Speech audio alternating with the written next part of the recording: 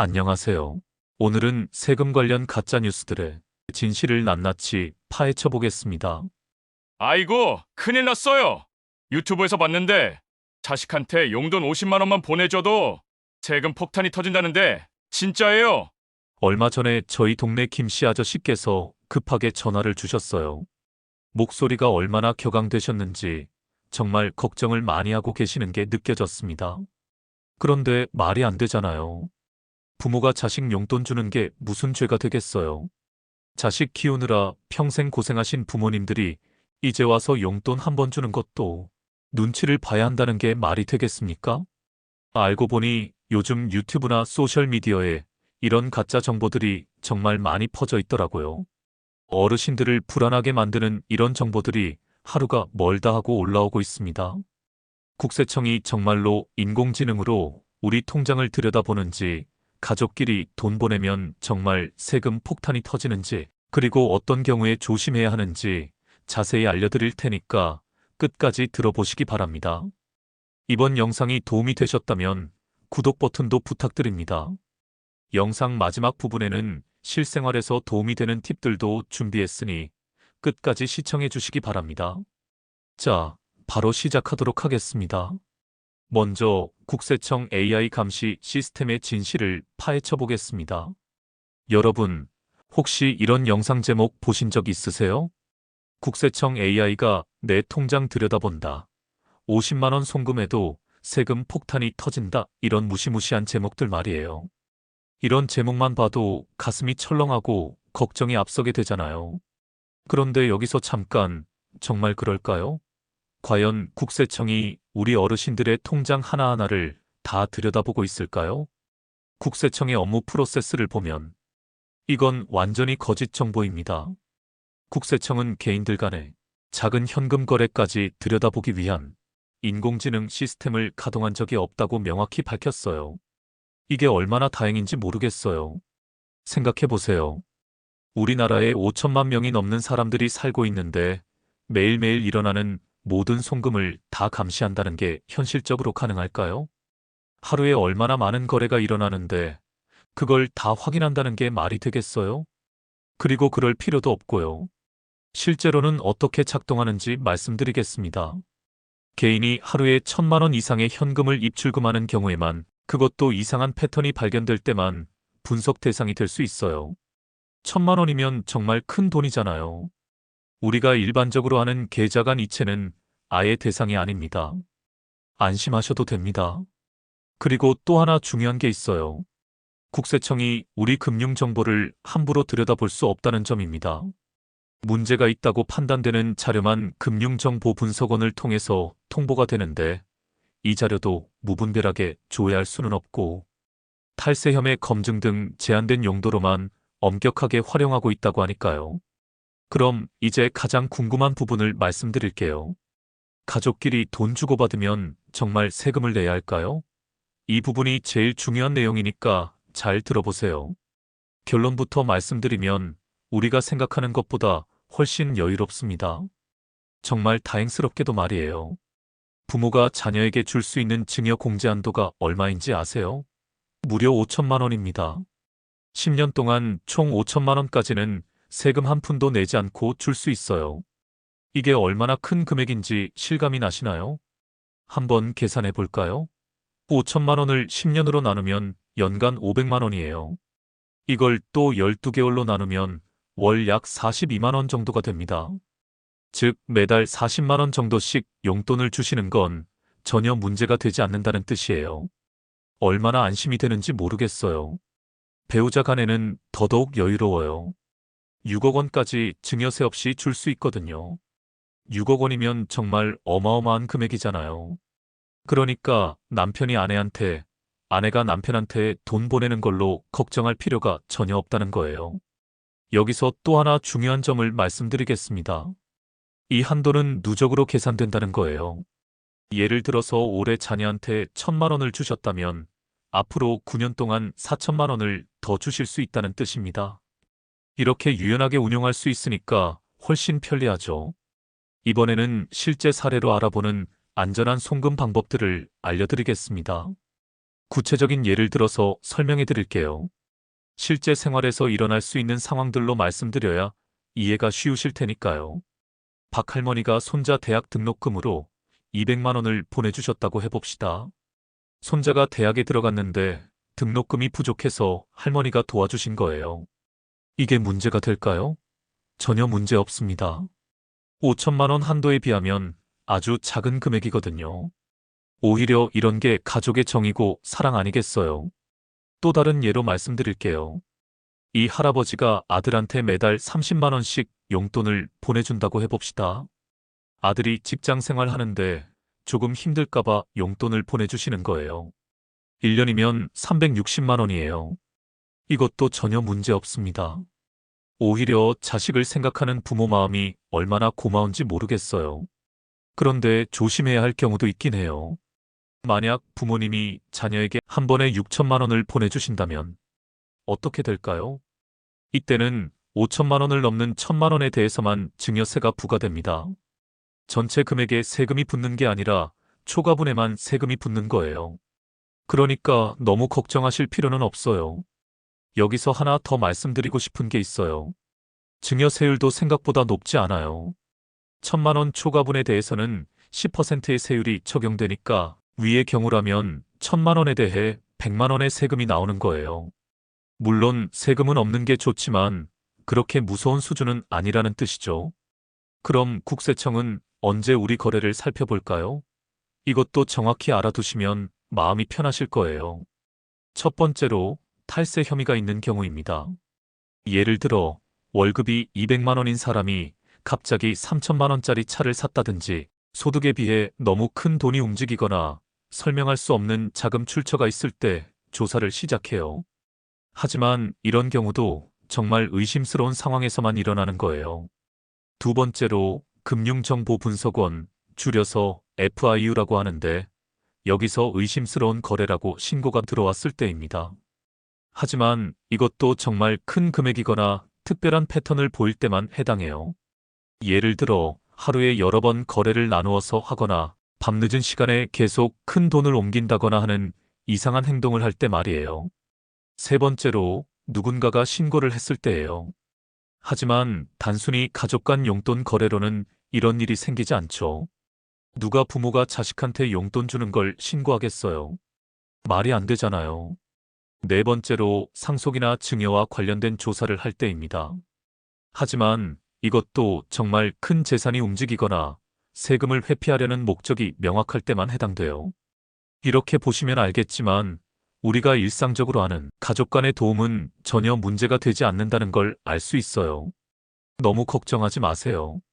그렇다면 가짜 뉴스가 만들어지는 이유는 뭘까요? 왜 이런 가짜 정보들이 자꾸 나올까요? 이것도 알아두시면 앞으로 이런 정보를 보실 때 판별하는 데 도움이 될 거예요. 첫 번째 이유는 클릭수 때문입니다. 인터넷에서는 조회수가 돈이 되거든요. 사람들이 무서워하거나 궁금해할 만한 제목을 달아야 조회수가 나와요. 50만 원 송금해도 괜찮아요라는 제목보다는 50만 원. 송금 세금 폭탄이라는 제목이 더 사람들 눈길을 끌죠. 사람들이 무서운 것, 자극적인 것에 더 관심을 보이는 심리를 이용하는 거예요. 두 번째는 복잡한 세법을 단순화해서 설명하다 보니 오해가 생기는 경우예요. 세법은 정말 복잡하거든요.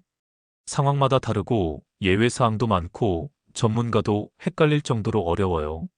이런 복잡한 내용을 짧은 영상으로 설명하려다 보니 중요한 부분이 빠지거나 잘못 전달되는 경우가 생기는 거죠. 세 번째는 일부러 불안을 조성해서 자신의 상품이나 서비스를 팔려는 경우도 있어요. 세금 문제 해결해 드립니다. 세무사 상담 받으세요. 이런 식으로 불안을 만들어 놓고 해결책을 제시하는 방식이에요.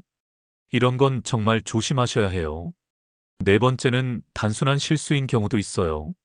정보를 잘못 이해했거나 오래된 정보를 그대로 전달하거나 다른 나라의 정보와 헷갈린 경우 말이에요. 하지만 실수든 고의든 잘못된 정보는 잘못된 정보니까 주의하셔야 합니다. 그렇다고 해서 모든 돈 거래가 다 안전한 건 아니에요. 정말 조심해야 할 경우들도 있거든요. 이런 경우들을 미리 알아두시면 문제를 예방할 수 있어요. 첫 번째, 부동산을 사고 파는데 필요한 큰 돈을 가족한테 받을 때입니다.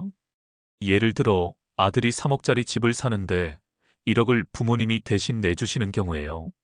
이런 경우에는 증여인지 빌린 건지 명확히 해야 해요. 만약 빌린 거라면 차용증을 써두시고 이자나 상환 계획도 정해두시는 게 좋아요. 두 번째, 사업 자금을 가족한테 받을 때입니다. 특히 사업을 시작하거나 확장할 때 큰 돈이 움직이면 세무서에서 관심을 가질 수 있어요. 사업 자금의 출처를 명확히 해두시는 게 중요해요. 부모님이 도와주신 건지, 빌린 건지, 투자받은 건지 구분해 두셔야 해요. 세 번째, 정말 큰 금액을 여러 번에 나누어서 보낼 때입니다. 예를 들어 1억 원을 매달 500만 원씩 20개월에 걸쳐서 보낸다면 이건 증여세를 피하려는 의도로 볼 수 있어요. 이런 경우에는 한 번에 주시고 증여 신고를 하시는 게 나을 수도 있어요. 네 번째, 해외에 있는 가족과 돈을 주고받을 때입니다. 해외 송금은 또 다른 규정들이 적용되거든요. 외환관리법도 지켜야 하고 신고 의무도 있을 수 있어요. 이런 경우에는 미리 은행에 문의해 보시는 게 좋아요. 그럼 어떻게 하면 문제없이 가족끼리 돈을 주고받을 수 있을까요? 실제로 활용할 수 있는 방법들을 알려드릴게요.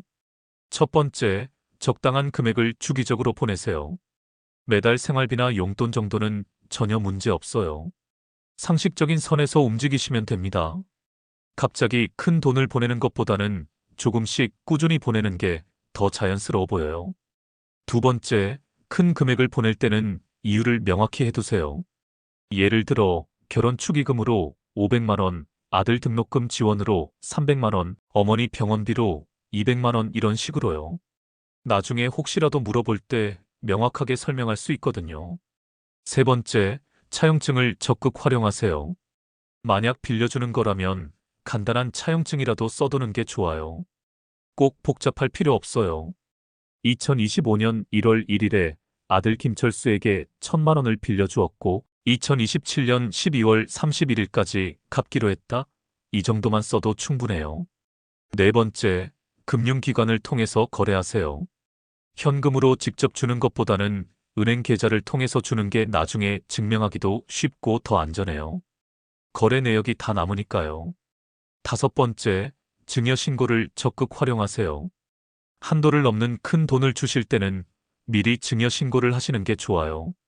세금을 내더라도 나중에 문제가 생기는 것보다는 훨씬 나아요. 다음으로 도입부에서 말씀드렸듯이 실생활에서 도움이 되는 팁들을 구체적으로 알려드릴게요. 이런 작은 팁들이 나중에 큰 도움이 될 거예요. 첫 번째, 가족끼리 돈 거래할 때는 메신저나 문자로 간단히라도 내용을 남겨두세요. 아들아, 용돈 보냈어. 딸아, 생활비야. 손자야, 등록금이야. 이런 식으로요. 이런 작은 기록들이 나중에는 큰 증거가 될 수 있어요.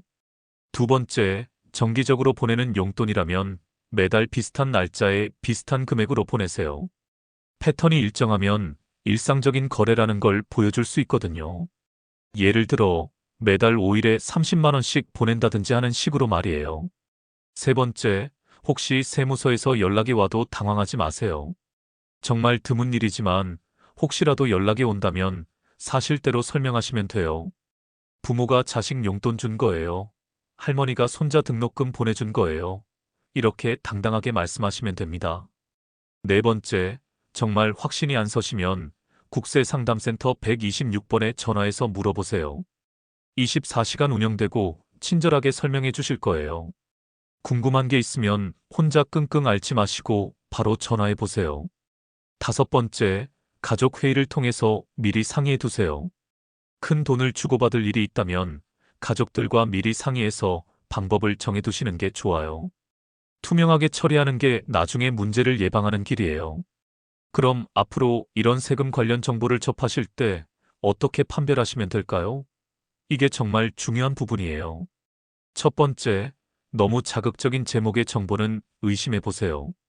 세금 폭탄, 국세청 감시, 긴급 상황, 이런 무서운 표현을 쓰는 경우가 많거든요. 정말 중요한 정보라면 이렇게 자극적으로 포장할 필요가 없어요. 두 번째, 구체적인 근거나 법조문을 제시하는지 확인해 보세요. 그냥 카더라 식으로 말하는 정보는 믿기 어려워요. 정확한 정보라면 상속세 및 증여세법 제-XX조에 따르면 이런 식으로 구체적인 근거를 제시할 거예요. 세 번째, 여러 출처를 확인해 보세요. 한 곳에서만 나오는 정보라면 의심해 볼 필요가 있어요. 정말 중요한 변경사항이라면 여러 언론사에서 다룰 테니까요. 네 번째, 공식 기관의 발표와 비교해 보세요. 국세청이나 기획재정부 같은 공식 기관의 입장과 다르다면 가짜일 가능성이 높아요. 세금 정책은 정부에서 결정하는 거니까 공식 발표를 확인하는 게 가장 정확해요. 다섯 번째, 주변 전문가에게 물어보세요. 세무사나 회계사 같은 전문가들이 주변에 있으시면 한번 확인해 보세요. 전문가들은 이런 가짜 정보를 금방 구별할 수 있어요.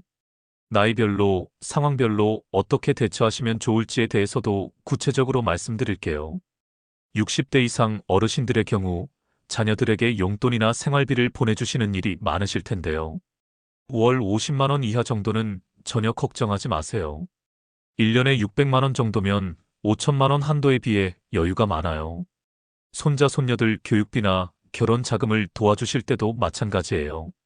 대학교 등록금이 한 학기에 300만 원이라면 1년에 600만 원, 4년이면 2,400만 원 정도가 되는데 이것도 5천만 원 한도 안에서 충분히 해결할 수 있어요. 중년층 자녀분들의 경우에는 부모님으로부터 받는 도움과 자녀들에게 주는 도움을 동시에 고려하셔야 해요. 부모님한테 받는 건 자녀 입장에서 5천만 원 한도고 자녀들에게 주는 건 부모 입장에서 각각 5천만 원씩이니까 계산해 보시면 상당한 금액이 됩니다. 실제로 이런 가짜 정보들 때문에 어떤 피해가 발생했는지 사례를 들어서 말씀드릴게요. 어떤 할머니는 손자 용돈 때문에 너무 걱정되어서 은행에 가서 계좌를 아예 해지하려고 하셨대요. 은행 직원이 이유를 물어보니 유튜브에서 봤는데 국세청이 내 통장을 감시한다더라고 하시더래요. 다행히 은행 직원이 잘 설명해 드려서 오해를 풀었지만 얼마나 걱정을 많이 하셨겠어요. 또 다른 분은 매달 보내던 자녀 용돈을 갑자기 끊으셨대요. 자녀가 이유를 물어보니 세금 나온다는데 무서워서 못 보내겠다고 하시더래요. 자녀가 직접 세무서에 전화해서 확인한 후에야 다시 보내주기 시작하셨다고 해요. 이런 사례들을 보면 가짜 정보가 얼마나 사람들을 불안하게 만드는지 알 수 있어요. 가족 간의 따뜻한 정까지 끊어버릴 수 있다는 게 정말 안타까운 일이죠. 그렇다면 어떻게 하면 정확한 세무 정보를 얻을 수 있을까요? 믿을 만한 정보원들을 알려드릴게요. 첫 번째는 국세청 공식 홈페이지입니다. www.nts.go.kr에 가시면 모든 세무 정보가 정확하게 나와 있어요. 어르신들이 보시기에는 좀 어려울 수도 있지만 가장 정확한 정보예요. 두 번째는 국세상담센터 126번입니다. 전화로 바로 상담받을 수 있어서 편리해요. 궁금한 게 있으면 언제든지 전화하세요. 친절하게 설명해 주실 거예요. 세 번째는 세무서 직접 방문입니다. 가까운 세무서에 가셔서 직접 상담받으실 수도 있어요. 복잡한 상황이라면 서류를 가지고 가서 직접 확인받아 보시는 게 좋아요. 네 번째는 믿을 만한 세무사 상담입니다. 주변에 신뢰할 만한 세무사가 있으시다면 상담받아 보세요. 전문가의 조언이 도움이 될 거예요. 다섯 번째는 정부 공식 발표나 언론 보도입니다. 세법이 바뀌거나 새로운 정책이 나올 때는 반드시 정부에서 공식 발표를 하고 주요 언론사들이 보도해요. 이런 공식 채널을 통해서 확인하시는 게 좋아요.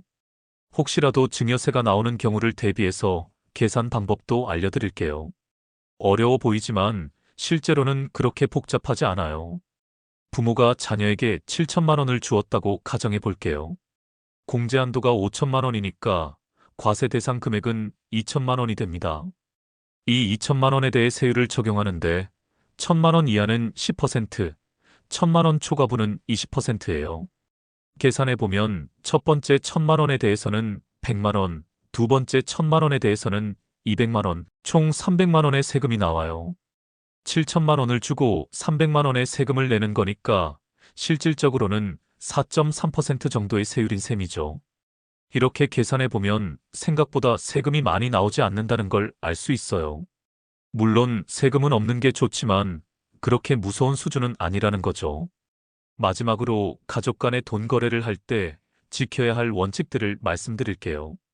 이런 원칙들을 지키시면 세금 문제도 피하고 가족 관계도 좋게 유지할 수 있어요. 첫 번째, 투명성의 원칙입니다. 가족이라고 해서 돈 문제를 대충 넘어가지 마시고 명확하게 처리하세요. 이건 용돈이야, 이건 빌려주는 거야, 이건 증여야, 이렇게 구분해서 말씀하시고 기록도 남겨두세요. 두 번째, 적정성의 원칙입니다. 소득이나 재산에 비해 너무 큰 돈을 갑자기 주고받지 마세요. 상식적인 선에서 움직이시는 게 좋아요. 월급이 200만 원인데 1억을 준다면 당연히 의심받을 수밖에 없겠죠. 세 번째, 계획성의 원칙입니다. 큰 돈을 주고받을 계획이 있으시다면 미리 계획을 세우세요. 증여세 한도를 활용해서 몇 년에 걸쳐서 나누어 주실 수도 있고 한 번에 주고 세금을 내실 수도 있어요. 네 번째, 기록의 원칙입니다. 모든 거래는 기록을 남겨두세요. 은행 이체 내역 메시지, 차용증 등등 무엇이든 좋으니까 기록을 남겨두시면 나중에 도움이 될 거예요. 다섯 번째, 상담의 원칙입니다. 확실하지 않은 일은 전문가에게 상담받으세요. 혼자 끙끙 앓지 마시고 국세상담센터나 세무사에게 물어보세요. 오늘 내용을 정리해드리면 이렇습니다. 국세청이 AI로 우리 계좌를 감시한다는 건 완전히 거짓이고 가족끼리 상식적인 선에서 돈을 주고받는 건 전혀 문제가 되지 않습니다. 부모가 자녀에게 10년간 5천만 원까지, 배우자끼리는 6억 원까지 세금 없이 줄 수 있어요. 이 정도면 우리가 일상적으로 하는 가족 간의 도움은 모두 해결할 수 있는 금액이죠. 앞으로 이런 무서운 제목의 정보를 보시면 너무 놀라지 마시고 먼저 공식 기관의 정확한 정보를 확인해 보시기 바랍니다. 궁금한 게 있으시면 국세상담센터 126번에 전화하시거나 국세청 홈페이지를 확인해 보세요. 혼자 끙끙 앓지 마시고 전문가의 도움을 받으시는 것도 좋은 방법입니다. 세금은 복잡하지만 우리가 일상적으로 하는 가족 간의 따뜻한 도움은 대부분 문제가 되지 않아요. 너무 걱정하지 마시고 평소처럼 가족끼리 서로 사랑하고 도우며 살아가시면 됩니다. 부모가 자식 걱정해서 용돈 주는 게 무슨 죄가 되겠어요? 자식이 부모님께 효도하는 게 무슨 문제가 되겠어요? 가짜 정보에 휘둘리지 마시고 정확한 정보를 바탕으로 현명하게 판단하시기 바랍니다. 그리고 무엇보다 가족 간의 정과 사랑을 소중히 여기시면서 살아가시기 바랍니다. 오늘 영상이 도움이 되셨다면 구독, 좋아요 버튼을 눌러주시고 주변에 이런 정보 때문에 걱정하고 계신 분들이 있으시다면 꼭 공유해주세요. 잘못된 정보 때문에 불필요한 걱정을 하고 계신 분들이 정말 많거든요. 앞으로도 여러분의 실생활에 도움이 되는 정확하고 유용한 정보들을 계속해서 알려드리겠습니다. 복잡한 세금 문제부터 생활 속 각종 궁금증까지 어르신들이 궁금해하실 만한 모든 내용들을 쉽고 친근하게 설명해 드릴 테니까 많은 관심 부탁드립니다. 감사합니다.